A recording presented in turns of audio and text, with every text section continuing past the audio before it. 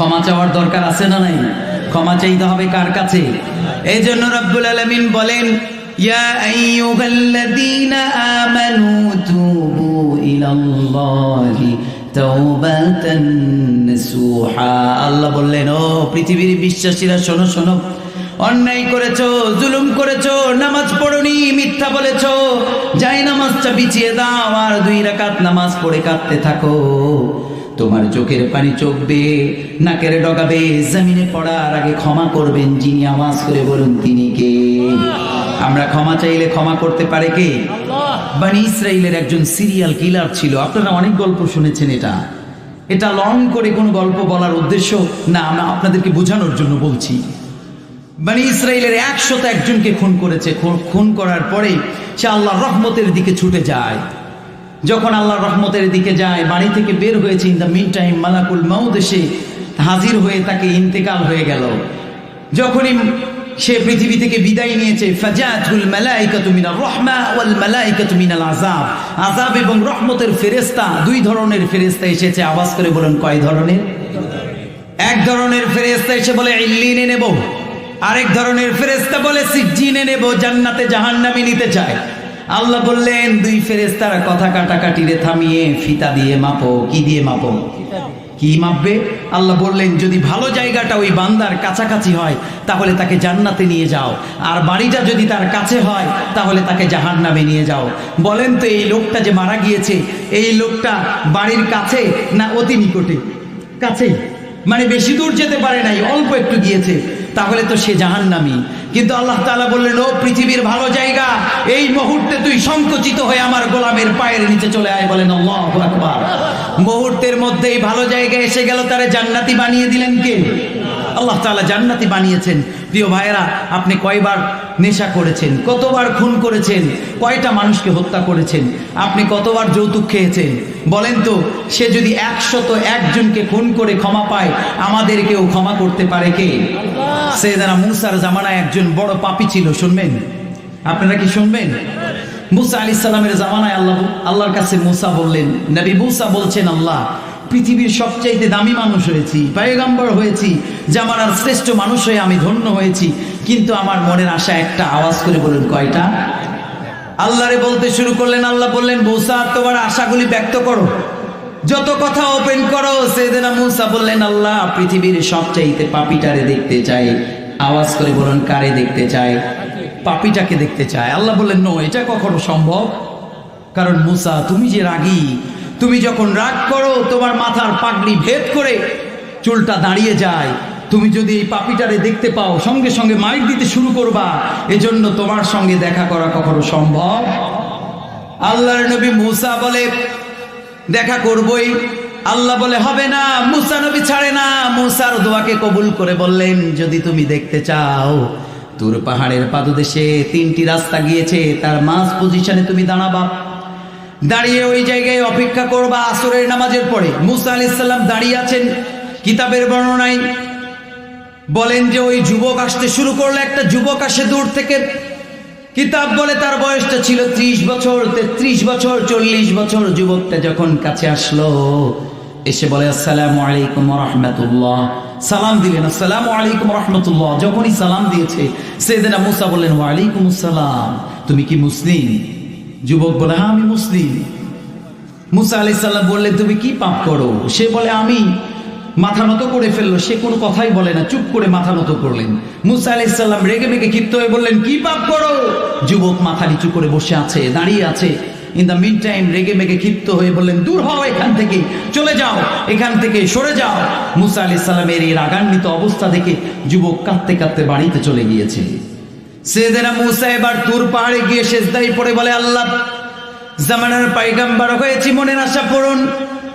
পৃথিবীর সবচেয়ে পাপীটারে দেখতে চেয়েছিলাম, পাপীটারেও দেখতে পেরেছি, মনের আশা পূরণ। কিন্তু আরো একটা আশা বাকি। আওয়াজ করে বলুন কয়টা? আগে বলছিল কয়টা? আগেও বলছিল, পরে আবার বলছে আরো একটা আশা বাকি। আল্লাহ বললেন, মুসা বলতে থাকো। সাইয়েদনা মুসা বলে, পৃথিবীর সবচাইতে নেককারটারে আমি দেখতে চাই। বলেন সুবহানাল্লাহ। মুসা আলাইহিস সালাম আগে দেখতে চেয়েছিল কাকে? এবার দেখতে চাই কাকে? মুসা আলাইহিস সালাম বললেন, আমি নেককারটারে দেখতে চাই। আল্লাহ বললেন কালকে ওই জায়গায় দাঁড়িয়ে থাকবে পৃথিবীর সবচেয়ে নেককারটারে তুমি দেখতে পাবে। সুবহানাল্লাহ বলেন। সাইয়েদনা মুসা দাঁড়িয়ে আছে। মুসা আলাইহিস সালাম দেখতে থাকলেন, একজন যুবক আসে, যতই দেখে ততই অবাক, যতবার তাকায় ততই অবাক হয়ে যায়। যখনই কাছে আসলো মুসা আলাইহিস সালাম ওই যুবককে এবার আগে সালাম দিয়েছে। তার সালাম দিয়ে বলে আসসালামু আলাইকুম, কালকের যুবকটাই তুমি না? বলে হ্যাঁ কালকের যুবকটাই আমি। বলেন আল্লাহু আকবার। মুসা আলাইহিস সালাম আর কোনো কথা নাই, সরাসরি সেজদায় আল্লাহরে বলে আল্লাহ এটা কেমন দৃশ্য, গতকাল যে পৃথিবীর সবচাইতে পাপী ছিল এই একটা যুবক একদিনের ব্যবধানে পৃথিবীর সবচাইতে উৎকৃষ্ট মানুষ কিভাবে হতে পারে, আমার একটু বুঝিয়ে বলো। রব্বুল আলামিন বললেন মুসা তোমারে না বলেছিলাম ওই যুবকের সাথে কোনো কথা বলবা? মুসা আলাইহিস সালাম তার সঙ্গে শুধু কথা বলে নাই, তাকে এমন ধমক দিয়েছে সে কাঁদতে কাঁদতে কোথায়? বাড়িতে। আল্লাহ বললেন মুসা তুমি যখন ধমক দিয়েছিলে বাড়িতে যাওয়ার পরে সে তাওরাত গ্রন্থ খুলেছে, তাওরাত খুলে পড়তে পড়তে তাওরাত পড়ে সে যদি আমার কাছে ক্ষমা চাইতো আমি ক্ষমা করে দিতাম, কিন্তু যখন তাওরাত পড়ছিল আমার রাসূলের নাম আসে, বিশ্ব নবীর নাম পাওয়ার পরে ওই নামটা ধরে কেঁদে কেঁদে আমি রব্বুল আলামিনের কাছে ক্ষমা চেয়েছে, এই জন্য আমি আল্লাহ তারে শুধু ক্ষমা করি নাই, ক্ষমা করে পৃথিবীর সবচাইতে নিকৃষ্ট থেকে উৎকৃষ্ট বানিয়ে দিয়েছেন যিনি। আওয়াজ করে বলুন তিনি কে? প্রিয় ভাইয়েরা তাহলে বলেন তো পৃথিবীর সবচাইতে পাপী মুসা আলাইহিস সালামের জামানায় যদি ক্ষমা পায় আমাদেরকেও ক্ষমা করতে পারে কে? তাহলে ক্ষমা চাওয়ার দরকার আছে না নাই? আল্লাহ যেন আমাদের সবাইকে পাপের গুনাহগুলিকে আমাদের পাপগুলিকে ক্ষমা করে দিয়ে আমাদের পাপ মুক্ত জীবন গড়ার তৌফিক দান করে, সবাই বলি আমিন।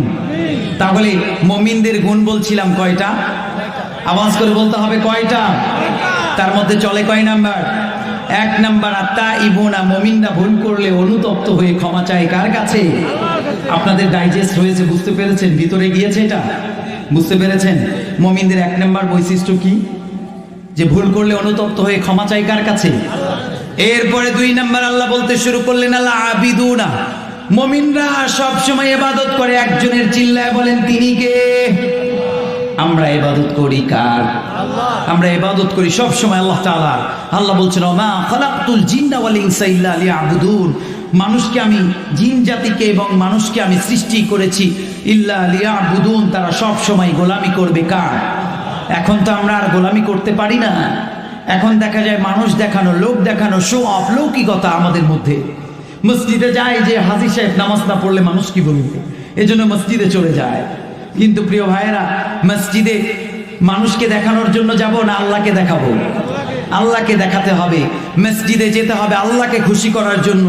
সাহাবীরা তাদের জীবনটাকে ডেডিকেট করেছে কার খুশির জন্য? আল্লাহ তাআলার খুশির জন্য। সাহাবীরা তারা দেশ থেকে দেশান্তরে এক এলাকায় চলে গিয়েছে, এক একজনের কবর এক এক এলাকায় পাওয়া যায়, তার মানে তারা তাদের জীবনটাকে উৎসর্গ করে দিয়েছে কার খুশির জন্য? বিশ্বনবী যখন মক্কায় টর্চারিং শুরু হয়ে গেল, মক্কা থেকে মদিনায় হিজরত করলেন। যখন তার স্ত্রী নাই, স্ত্রীর বিয়োগে বিষণ্ণ, বিশ্বনবীর মন খারাপ। রাসূল বললেন, রাসূলকে আল্লাহ তাআলা ডেকে বললেন নবীকে আপনার মন খারাপ, আপনি চলে আসেন। কাফির মুশরিকরা বলল মুহাম্মদ তোমাকে আমরা আর বাড়ি থেকে বের হতে দেব না, তুমি যদি নারী চাও নারী দেব, সম্পদ চাইলে সম্পদ দিয়ে ভরিয়ে দেব, ক্ষমতার চেয়ার চাইলে ক্ষমতার চেয়ারে তোমাকে বসিয়ে দেব। বিশ্বনবী বললেন তোমাদের 3 দফা, আমার মাত্র 1 দফা। বিশ্বনবীর কয় দফা? আওয়াজ করে বলতে হবে। বিশ্বনবী বললেন লাউ দাউ শামসুন ফি ইয়ামিনি ওয়াল কমারা ফি ইয়াসারি, আকাশের সূর্যটারে তোমরা যদি আমার ডান হাতে দাও আর চন্দ্রটারে যদি আমার বাম হাতে দিয়ে দাও, আমি মুহাম্মদ যেই দাওয়াতের মিশনে নেমেছি ওই মিশন থেকে 1 ইঞ্চি পরিমাণও কেউ পিছনে আনতে পারবে। প্রিয় ভাইয়েরা আমাদেরকে আজকে এই জায়গা থেকে শিক্ষা নেওয়া দরকার। বিশ্বনবীর যে প্রাইম, বিশ্বনবীর যে রেসপন্সিবিলিটি ছিল লিইয়ুযহিরাহু আলা দ্বীনি কুল্লি, সমস্ত মানব রচিত যত ডক্ট্রিন, যত মতবাদ, সমস্ত কিছুকে ভেঙে চুরে তছনছ করে দিয়ে বিশ্বনবী কালেমার পতাকাকে পথ করে উড়িয়েছে। আওয়াজ করে বলুন ঠিক কিনা? বাংলার জমিনে আমরা দেখেছি প্রখ্যাত মুফাসসির, যিনি বিশ্ববিখ্যাত বরেণ্য আলেম ছিলেন, যিনি 50 বছর কোরআনের দাওয়াত দিয়েছে, তাকে জালেমরা 14 বছর কারাগারে রেখেছে, কিন্তু জালেমদের কাছে মাথা নত করে নাই। আওয়াজ করে বলুন ঠিক কিনা? বাংলার জমিনে এভাবে আরো কত বাধা আসবে, যত বাধা আসুক না কেন মুমিনরা কখনো কোনো ব্যক্তিকে কেয়ার করে না, কোনো রক্তচক্ষুকে ভয় পায় না। আওয়াজ করে বলুন ঠিক কিনা? মুমিনরা তাদের সমস্ত বাধা বিপত্তিকে ভেঙে চুরে তছনছ করে সামনের দিকে লাইফ লিড করবে। চিল্লায় বলুন ঠিক কিনা? প্রিয় ভাইরা, আমরা যেন কোনো রক্তচক্ষুকে ভয় না করি। আওয়াজ করে বলুন ঠিক কিনা? মানুষরা ভয় পায়, সোসাইটিতে কথা বলতে চিন্তা করে যে বললে যদি আমাকে আবার বের করে দেয়। আরে পৃথিবীর সমস্ত মানুষ যদি আপনার পক্ষে হয় আর আল্লাহ যদি বিপক্ষে হয়, আপনাকে কেউ বাঁচাতে পারবে? আর যদি পৃথিবীর সমস্ত মানুষ যদি আপনার বিরুদ্ধে চলে যায় আর এক আল্লাহ যদি আপনার পক্ষে দাঁড়িয়ে থাকে, পৃথিবীর মানুষ আপনার 1 ইঞ্চি পরিমাণ ক্ষতি করতে পারবে না। চিল্লায় বলো ঠিক কিনা? এজন্য সবসময় ইবাদত করব কার? আমরা আল্লাহ তাআলার ইবাদত করব। বিশ্বনবী মক্কা থেকে মদিনায় হিজরত করে চলে গেলেন। তখন ওনার সঙ্গে অনেক সাহাবীরা গিয়েছে। তার মধ্যে একজন প্রসিদ্ধ সাহাবী যার নাম ছিল আব্দুর রহমান ইবনে আউফ রাদিয়াল্লাহু তাআলা আনহু। তিনি মদিনার মক্কার সবচেয়ে বড় বিজনেসম্যান ছিলেন। তিনি চলে গেলেন। এই যে শাইখুল হাদিস আমার পাশে বসা, উনি এই কথাগুলো ভালো জানেন। আব্দুর রহমান ইবনে আউফ রাদিয়াল্লাহু তাআলা আনহু যখন মক্কা থেকে মদিনায় চলে গেলেন, বিশ্বনবী বললেন যে তাকে দেখে ডাকলেন। মদিনায় যাওয়ার পরে আব্দুর রহমানের আর খাবার নাই, চিন্তিত। তাকে পাশে ডাকলেন, ডেকে বললেন, আব্দুর রহমান, তোমার খাবার নাই তো কি হয়েছে? পৃথিবীতে তুমি সবচেয়ে বড় ইবাদত করেছো, বলেন সুবহানাল্লাহ। বিশ্বনবী তারে ডেকে বললেন, আব্দুর রহমান, চিন্তার কোনো কারণ নাই, তুমি তো বড় ধনী ছিলে, কিন্তু তোমাকে আজকে আমি এমন এক সাহাবীর সঙ্গে ভালোবাসায় আবদ্ধ করে দিলাম, তোমাকে আমি একজনের সঙ্গে ভ্রাতৃত্বের বন্ধনে আবদ্ধ করে দিলাম, যে তোমাকে আজকে থেকে আগলে রাখবে। বিশ্বনবী বললেন, তোমার ভাই বানিয়ে দিলাম। এক সাহাবীর নাম বললেন। বিশ্বনবী বললেন, সাদ ইবনে রাবিআ রাদিয়াল্লাহু তাআলা আনহুর হাতে তুলে দিলেন। যখনই হাতে তুলে দিলেন, ইন দ্য মিন টাইম সাদ ইবনে রাবিআ রাদিয়াল্লাহু তাআলা আনহু বলতে শুরু করেছে। সাদ ইবনে রাবিআ রাদিয়াল্লাহু তাআলা আনহু বলেন, ও আব্দুর রহমান, তোমারে আমি কখনো দেখি নাই। বিশ্বনবীর ভালোবাসায়, আল্লাহর ভালোবাসায় তোমার দেশ ত্যাগ করেছো, তোমার এলাকা ত্যাগ করেছো, তোমার স্ত্রী সন্তানকে ছেড়ে এসেছো। চিন্তার কোনো কারণ নাই। আজ থেকে আমি ঘোষণা দিলাম, আজ থেকে তুমি আমার আপন ভাইয়ের মতো, বলেন সুবহানাল্লাহ। শুধু তাই নয়, শুনেছি তুমি নাকি মক্কার বড় ধনী ছিলে। আজকে তুমি শোনো, আমিও সাদ ইবনে রাবি, আমিও মদিনার সবচাইতে বড় ধনী, বলেন আল্লাহু আকবার। মদিনার সবচাইতে তৎকালীন যুগে উনি বড় ধনী। সে বলল যে আমার যত সম্পদ রয়েছে আজ থেকে অর্ধেক সম্পদের মালিক তোমারে বানিয়ে দিলাম, সুবহানাল্লাহ।